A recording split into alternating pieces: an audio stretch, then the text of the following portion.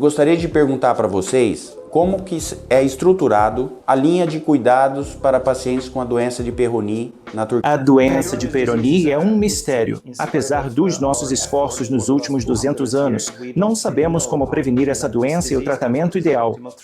E sim, mesmo na Turquia. Seja muito bem-vindo ao meu canal. Eu sou o Dr. Paulo Egídio, especialista em urologia, e me dedico ao tratamento das disfunções sexuais masculinas há mais de 26 anos. No vídeo de hoje vamos conversar com dois grandes especialistas nesta área da Turquia. Estamos com o Dr. Ege e Dr. Ahmed. O Dr. Ahmed é referência em cirurgias andrológicas e estética peniana. O Dr. Ege, além disso, ele é editor-chefe da revista internacional International Journal of Impotence Research, com mais de 275 publicações científicas na área. Não se esqueça de se inscrever no canal, deixe o seu like, ative o sininho e compartilhe esse vídeo com quem precise dessa informação. Vamos ao vídeo.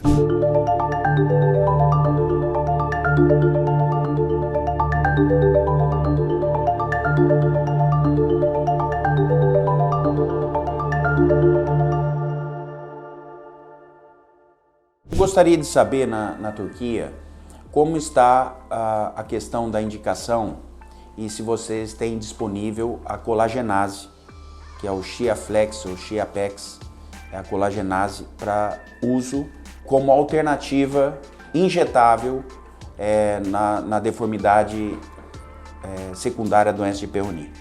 Durante meus estudos nos Estados Unidos, em 2011, tive a oportunidade de participar de alguns testes com colagenase. No entanto, houve problemas com essas publicações. Eles nunca relataram a taxa de desistência dos pacientes. Então, temos os dados mostrando uma melhora estatisticamente significativa em comparação ao placebo entre os homens que foram injetados com Xiaflex, 10 graus melhor do que o placebo. Aliás, o próprio placebo também demonstrou uma melhora significativa em relação à linha de base. Não sabemos quantos pacientes desistiram do estudo por falta de resposta, dor ou gravidade dos efeitos colaterais. Esse foi um dos erros dos autores dos estudos IMPRES. Isso também é um viés de seleção. Talvez esses pacientes nunca tenham experimentado bons resultados, por isso, desistiram do estudo, enquanto aqueles que se beneficiaram foram incluídos na pesquisa. E é por isso que achamos que é melhor em comparação ao placebo. Então, existem algumas questões com o IMPRES. E eu não me arrependo muito de não termos Xiaflex ou colagenase, de modo geral, em nossos países. Na minha opinião, as injeções são eficazes não porque estamos injetando colagenase, soro fisiológico, interferon, verapamil, na placa. Não, ao fazermos microtúneis dentro da placa e ao redor do tecido, estamos criando algum tipo de inflamação, o que está associado ao amolecimento da placa. E se você conseguir combinar essas injeções de microtúnel com terapias de tração, pode observar uma melhora de 10%, 20% em relação ao início. E isso é suficiente para a maioria dos pacientes com doença de Peyronie. E é por isso que estou sugerindo esse tratamento para pacientes cuja curvatura não é. É para esses pacientes que não querem se submeter à cirurgia, microtunelamento PRP, soro fisiológico, verapamil ou interferon. Eu sempre combino isso com a terapia de tração peniana.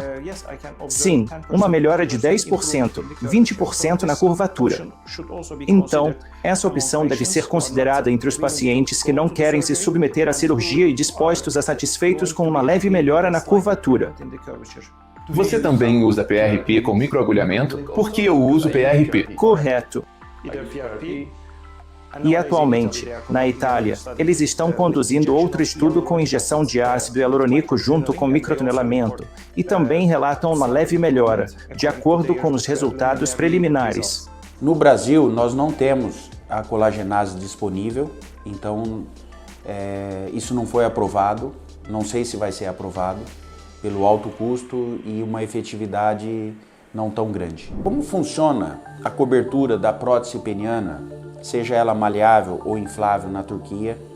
Se existem os planos de saúde, os convênios, fazem cobertura tanto para maleável quanto para inflável?